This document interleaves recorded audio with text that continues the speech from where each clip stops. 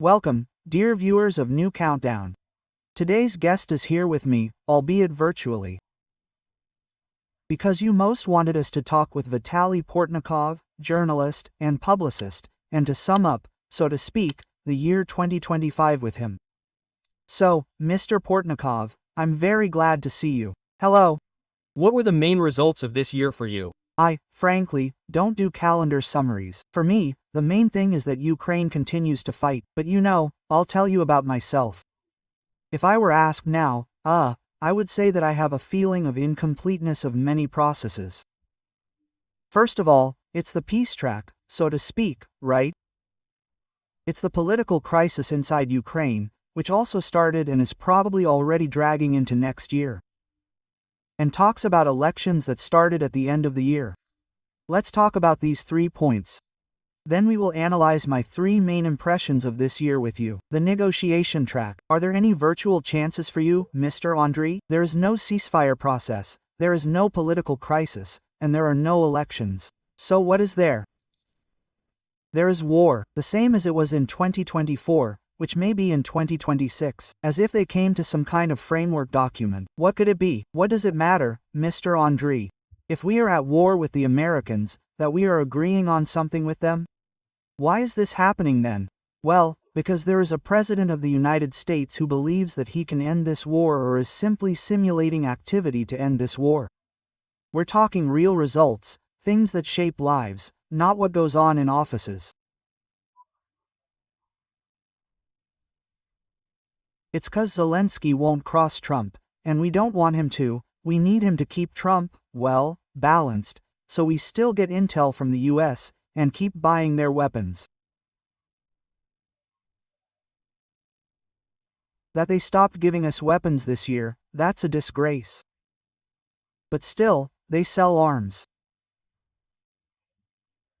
So, like any European nation, good ties with the US are key, at least till 29, like everyone thinks.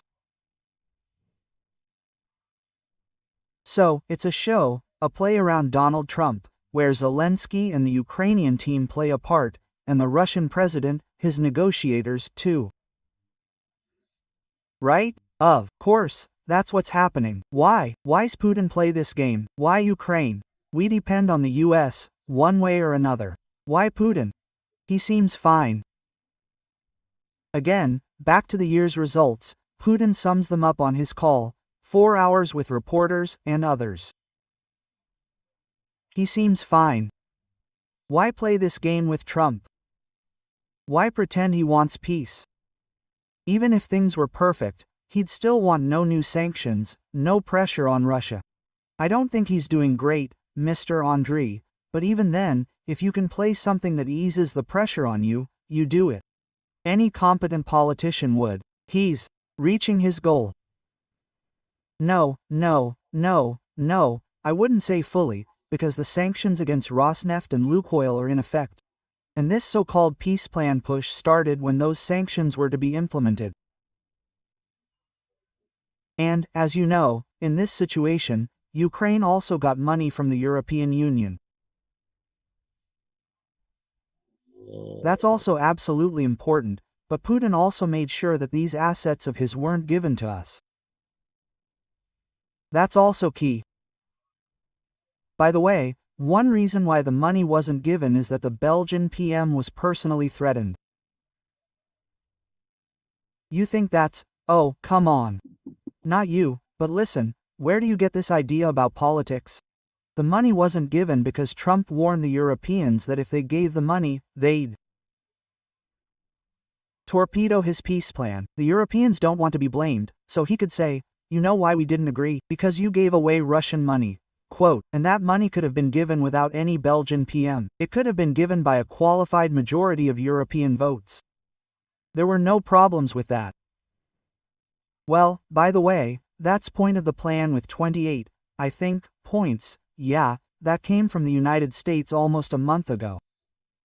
It said that a portion of that money would go to the United States. They'd be able to access it. It's also a successful game by Putin, in fact.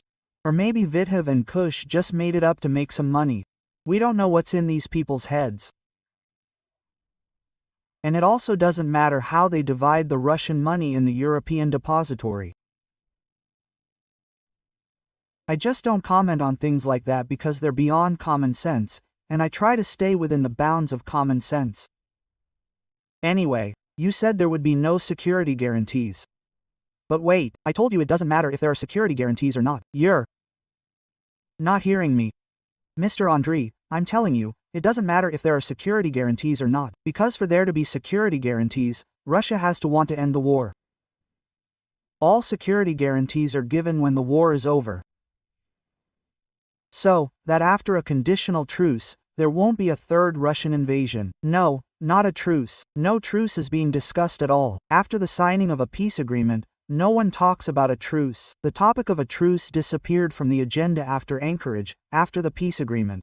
We are discussing security guarantees for Ukraine after a peace agreement is signed. Given that the chances of signing a peace agreement are zero, because the Russians aren't doing anything about it, as you can see. Well, so far it looks like Russia is winning strategically. The United States has completely transitioned to the role of mediator this year. Right? No one is talking about peace or even a truce anymore. So, it's a complete strategic victory for the Russian Federation right now. The only thing is, why do you call it strategic? Maybe it's a tactical victory, or maybe it's not a victory at all, because the Russians remain under pressure, because the pressure on them is increasing, because we are already hitting their tankers, even in international waters. So everything is different here. So on the one hand, yes, they are continuing the pseudo-peace process. The Americans are no longer such obvious helpers of Ukraine as they were before. But on the other hand, the Americans continue to provide us with intelligence, including on those same tankers, they sell weapons. So, what would be different? I would like to know. If there was an administration more favorable to Ukraine, well, maybe it would have given us more money, more weapons. Well, I don't even know if they would be ready for that. So I don't see anything yet that doesn't fit into the logic of the war process. Well, what doesn't fit into the logic of the war process is the talk about elections during the war. This also started last month with the filing of Donald Trump. And it is very strange that Volodymyr Zelensky supposedly approved, of this idea, instructed Parliament to develop, well, not instructed, but asked the deputies to develop a corresponding bill. A working group has now been created. You say there will be no elections, but the process is underway. Well, many processes are underway. Why should we pay attention to them? Elections can be held if security is ensured. There will be no elections. And Zelensky is just saying this, again, to appease Trump. We should not participate in any such performances, because Zelensky is doing everything right. He tells Trump, we'll hold elections, sign the law, develop it, just ensure security, quote, and Trump, as you see, stopped talking about elections. Now Zelensky talks about them. Why does he talk about it? Why, Prez? Because he knows he can't ensure security. You don't think he's crazy, do you? He's a talker, but not crazy. He knows exactly what he can and can't do. When he realizes he'll be made a fool, he shuts up. The vanity of those who want to be fooled. He wants everything to be grand and wonderful. And grand, wonderful Ukrainian elections can't be held without an agreement with Putin. So, everyone forgot. And what about the third political crisis? No political crisis either, because a political crisis can only be resolved through an electoral process. And we don't have an electoral process. I say, it's politics, it's not politics. It may be a crisis of public trust in the government, but recent sociology doesn't show that. So, we can talk about some kind of crisis. We have a crisis of state governance effectiveness, but it's been happening since 2019, since Volodymyr Zelensky became president of Ukraine, and the Servant of the People Party gained a majority in parliament. A crisis of state governance began, but it's not news from 2025. It's news from the last 6 years, and as long as this governance continues, as long as a government of national unity isn't created, the crisis of state governance will continue. Do you think a government of national unity can improve the quality of governance in the country?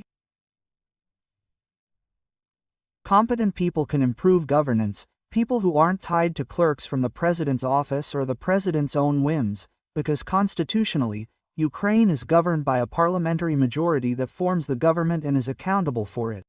But we have total irresponsibility, because parliamentarians aren't accountable for anything. The government, as you know, the previous government, How many years did it work, didn't even present a program of activity, and left without a program? So what are we even talking about? It's not even a question of national unity, you see, as such. It's what you could call a government of national salvation, a government of efficiency, whatever. Because everyone says, well, Great Britain didn't hold elections during the war. Of course, they didn't. Yes, there was a majority and a minority in one government. They were looking for efficiency. No one was thinking, what will happen after the elections? Because everyone already knew what would happen after the war, and whoever governs the state will lose the elections after the war. Big political news. That's not why people work in government. Look, by the way, 2 months ago, in November, MP from Servant of the People Mikita Petrayev, during the crisis with the Mindyk tapes and the start of resignations in the government, started talking about the fact that we actually need a new government, which should include other political forces. This process may continue in 26. Is the ruling power interested in this? Mikita voiced such an idea. I understand that President Zelensky was more convincing for most Servant of the People deputies than Mikita and for Mikita himself. And that's logical, because he's the informal leader of their political force. So, Servant of the People, Volodymyr Zelensky, doesn't see this process. I don't think we can talk about Servant of the People. We can talk about Volodymyr Zelensky. He imagines governing the country very differently, and he's the person 73% of Ukrainians entrusted with governing as he sees fit. Do you think public pressure could lead to a situation like in Britain, with the opposition in government in 26? I don't see grounds for public pressure yet, or reason for the president to heed it. But look, he doesn't really have a chief of staff right now. Has anything changed since your Mac's resignation? Do you see any changes? No, because I never thought serious problems in the country were tied to the chief of staff's name. I always said the chief of staff just effectively carries out the president's orders, and the country isn't run by the chief of staff. The country is run by the president. It doesn't matter if there's a chief of staff or not. The president appointed someone he trusted to carry out his orders as chief of staff. He could have appointed him to any other position and he'd do it there. Well, there's no chief of staff now. Maybe the deputy can carry out those orders. What difference does it make? It's an office. But we need to be clear that since 2019, the country has been ruled solely and completely by President Volodymyr Zelensky, and that's thanks to the trust of the Ukrainian people, not some clerks he appoints. Forget about them. You know, we see during talk shows a new count, how the position and rhetoric of individual MPs changes, including those from Servant of the People. Actually, many more of them over time, if you compare the beginning of the year and the end of the year, become critical of both the president and the government. And it seems that, centrifugal processes are actually taking place in the ranks of the Mono Coalition. Centrifugal processes are taking place that may end in the actual collapse of this coalition. Is this possible? Possible. These are people without any specific political views. They came to parliament because they thought it was a sweet deal. Why didn't they realize that they were being elected to the parliament of a country at war, which could get into such a mess at any moment? Well, if they had imagined it, they wouldn't have gone. People who imagined it, well, they didn't go.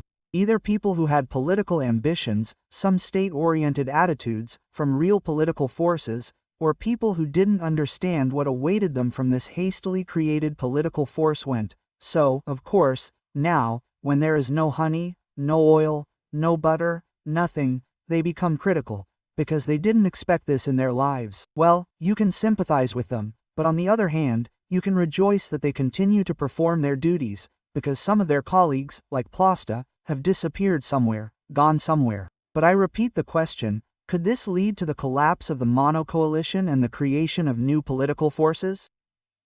And ultimately, this could really lead to changes in the government, when the opposition comes to power, including in some individual ministries.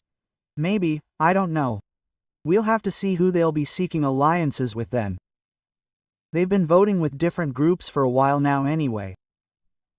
Well, they'll offer these groups some positions, like minister or deputy minister, and that'll be it. It's unknown how many of them will be linked to erosion.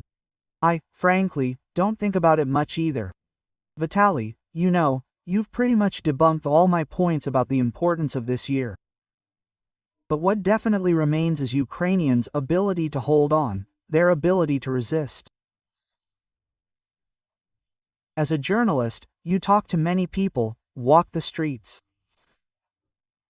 Do you see any changes that might, I don't know, indicate that Ukrainians can't hold on anymore? Something needs to change to inspire our people, our nation, to continue resisting. Russia, I don't understand what inspire means. I always tell people a very simple thing. If you get tired and the state disappears, you'll either be kicked out, killed, or live here as Russian citizens. Well, that's the whole price of this fatigue. I'm not even saying that people in the rear get tired differently than people on the front, right? 100%. So, you see, many people imagine, oh, we're tired, we need to sign a peace, we need to sign anything. No one is going to sign anything with you. You're just a rebellious province that needs to be driven into stalls and cleansed of disloyal population. And over these years, we can say that we all passed the exam for disloyalty. If Putin's blitzkrieg had worked in 2020, and I'll say something unpleasant for many ordinary people, it would all be over now. They'd have killed, shot, or exiled thousands of activists on lists they had. Remember how activists were killed in Izium, how they killed and drove out activists in Kherson, even children's writers. And all the so-called ordinary people, from the Russian point of view, would have stayed to vote for Medvedchuk, and then work in the enterprises of the new Russia, to which most of Ukraine would be annexed, serve in the Russian army, or in the Ukrainian army, in the part of the territory that they would have left for a puppet government, and calmly, together with the Russians, fight there for new lands. But since Ukrainians showed a completely different character, it is now absolutely clear in the Kremlin that this is mostly disloyal population. You see that they are filtering even the poor people who were captured in a village in Sumy. Like Hamas captured residents of Israeli kibbutzim. You see, practically the same attitude. It wasn't like that before, was it? Because Ukrainians for Russians are now like Jews for terrorists from Gaza. That's the unpleasant thing that happened to all of us. So, to get tired, well, do you know about the fate of the residents of Israeli kibbutzim? Don't you want to know about the fate of the residents of Israeli kibbutzim? Or why go so far? About the fate of Bucha. Don't you want to lie in a ravine with a bullet in your head? So, you'll have to somehow survive, fight as long as it takes.